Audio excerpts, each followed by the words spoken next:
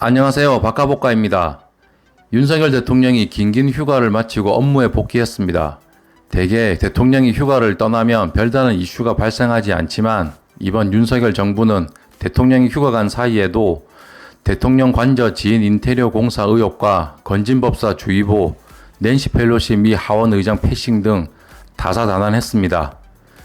지지율이 급속한 하락 중에 업무에 복귀한 윤석열 대통령은 도어 스태핑을 통해 업무에 복귀를 알렸는데요. 이날 박순애 교육부 장관의 인적 개편 의사를 묻는 기자들의 질문에 집무실에 올라가서 살펴보고 필요한 조치를 취하겠다고 했습니다. 만 5세 입학 학제 개편안과 국민 의견 수렴 없는 졸속 발표 논란으로 사퇴론이 거세지자 이에 대한 수용 가능성을 시사한 것으로 풀이됩니다. 쉽게 말하면 자진 사퇴 의사를 밝힌 것으로 생각하면 됩니다. 이번 자진 사퇴를 두고 하나 유심히 봐야 하는 지점은 사퇴 그 자체가 아니라고 봅니다. 사퇴를 발표하는 시점에서 윤석열 대통령의 대국민 사과가 있는지를 살펴봐야 한다는 겁니다. 앞서 교육부 장관과 보건복지부 장관, 국세청장 지명자의 경우에도 자진 사퇴 의사를 전해 사퇴한다고만 했지 국민을 향해 사과를 하거나 송구한 마음을 전달한 적이 없습니다. 이번에도 유체이탈에서 대통령실이 나서 사퇴한다고만 발표하면 성남 민심을 되돌릴 수는 없을 겁니다. 현재 지지율 하락의 가장 큰 원인으로 무능과 대통령의 태도 문제를 삼고 있음을 감안하면 또 땜빵식으로 인사참사 사태를 넘어가려 한다면 국민의 또 다른 저항에 부딪힐 겁니다. 지금와 생각해보면 박순애 장관에 대해 야당은 음주운전과 논문 표절, 자녀 생활기록부 대리 기재 의혹에 대해 인사청문회를 예고했지만 혼란스러운 국회 사정 때문에 청문회 패스하고 임명을 강행해 이 사단이 벌어진 것이니 이는 전적으로 대통령의 책임입니다. 그럼에도 사과하지 않는다면 이것은 장관의 소통 부재를 문제 삼을 게 아니라 소통하지 않는 불통 대통령의 태도 그 자체가 문제임을 알아야 할 것입니다. 그리고 오늘 월요일은 KSOI의 윤석열 대통령 국정수행에 대한 여론조사 결과가 발표되는 날인데요. TBS가 KSOI에 의뢰해 발표한 여론조사 결과를 보면 윤 대통령이 국정수행을 잘하고 있다가 27.5%로 나왔고 부정평가는 70.1%로 나왔습니다. 이 중 매우 잘못하고 있다는 응답은 무려 62.6%에 달하는 것으로 나왔습니다.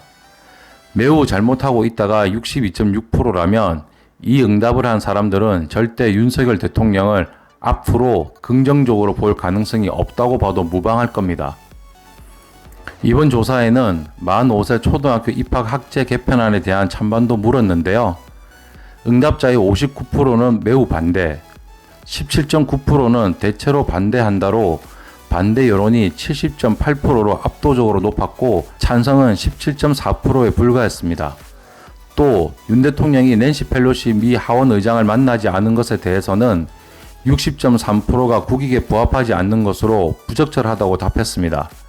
반면 국익을 고려한 것으로 만나지 않는 것이 적절하다는 응답은 13.6%에 그쳤습니다. 국민대 김건희 씨 박사학위 논문에 대해 연구 부정 행위가 아니라고 결론 내린 것에 대해서도 잘못된 결정이 64.2%였고 잘한 결정이라는 답변은 21.2%에 그쳤습니다. 요즘 여론조사를 보면 매주 신기록을 경신하고 있는데요. 세간에는 윤석열 대통령이 그토록 좋아하는 술의 알코올 도수를 빗대어 지지율 하락을 조롱하는 짤까지 돌고 있습니다. 지난주 갤럽 조사 때 윤석열 대통령의 지지율이 24%를 기록했는데 이 수치는 낸시 펠로시 미 하원 의장을 만나지 않고 건진법사 의혹이 포함되지 않은 수치이니 이번 주 갤럽 조사도 기대해 보겠습니다. 이런 윤 대통령의 지지율 하락 속에 유난히 눈에 띄지 않는 한 사람이 있습니다. 바로 한덕수 국무총리인데요. 오늘자 한겨레신문 단독 뉴스를 보고 깜짝 놀랐습니다. 한덕수 총리가 조용히 기업 편에서 노동자를 해고하기 쉽게 규제를 완화하려 한다는 움직임이 있다는 건데요.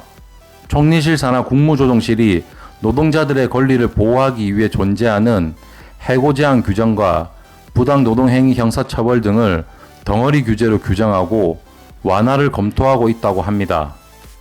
이는 정부가 규제 혁신을 내세워 해고 사유를 확대하는 방향으로 추진할 경우 극심한 사회적 갈등이 예상되는데요. 예전 트럼프 대통령이 미국 예능에 나와서 You are fire 이렇게 쉽게 해고하는 장면 보신 적 있으실 건데요. You're fired. You're fired. You're fired. You're fired. You're fired. You're fired.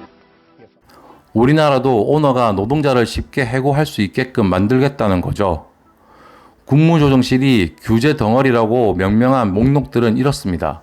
해고 사유 확대, 취업규칙 변경 절차 개선, 기간제 파견, 활용 범위 확대 등 고용 유연화 관련 내용과 노사관계 분야에서는 부당 노동행위 형사처벌 조항 삭제, 노조 파업대 대체 근로 금지 조항 개선, 노조의 사업장 점거 전면 금지를 신설하고 산업안전 분야에서는 중대재해처벌법 개선과 사업장 안전규제 중복 해소가 들어가 있습니다.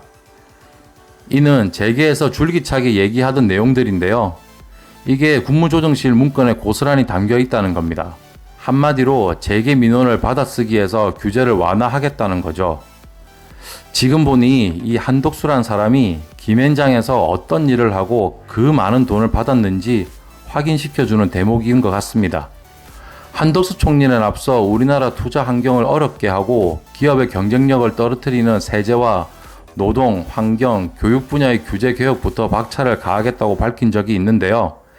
이를 실행에 옮긴 것 같습니다. 제 개인적으로는 이 정부가 들어설 때 가장 먼저 생각났던 게 있습니다. 분명 전기 관련해서 절약해야 한다는 말이 있을 거라고 했는데 적중한 적이 있습니다. 문재인 정부 시절 한 번도 전기 절약에 대해 정부 차원의 경고가 없었는데요. 이건 탈원전이나 신재생 에너지 정책도 아니고 이명박 정부가 생각이 났기 때문입니다. 그 시절 강남에서 일할 때 블랙아웃이 되는 등 완전 엉망이었습니다. 이게 갑자기 생각이 났던 거죠. 이 정부 들어서 노동정책도 분명 뒷걸음질 칠 거라고 예상했는데 생각보다 치밀하고 조용히 이루어지고 있는 듯 합니다. 코로나가 재유행하는 시점에 한독수 총리는 국회 대정부 질문 당시 인사 관련 난백상을 묻는 야당 의원들의 질문에 이렇게 답한 적이 있습니다. 인사 검증하는 부서가 분명히 있다. 그런데 어디 있는지는 모른다. 이렇게 말한 적이 있습니다.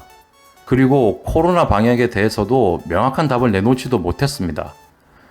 이런 한덕수 총리가 규제개혁이란 명분 아래 기업의 편에서 노동자를 쉽게 해고할 수 있도록 준비를 하고 있는 겁니다. 대통령의 지지율 하락의 그림자 뒤에 숨어서 조용히 이런 짓이나 하고 있는 한덕수 총리에게 물어보고 싶습니다. 당신은 국민을 위한 총리입니까? 아니면 기업을 위한 민원 해결사입니까?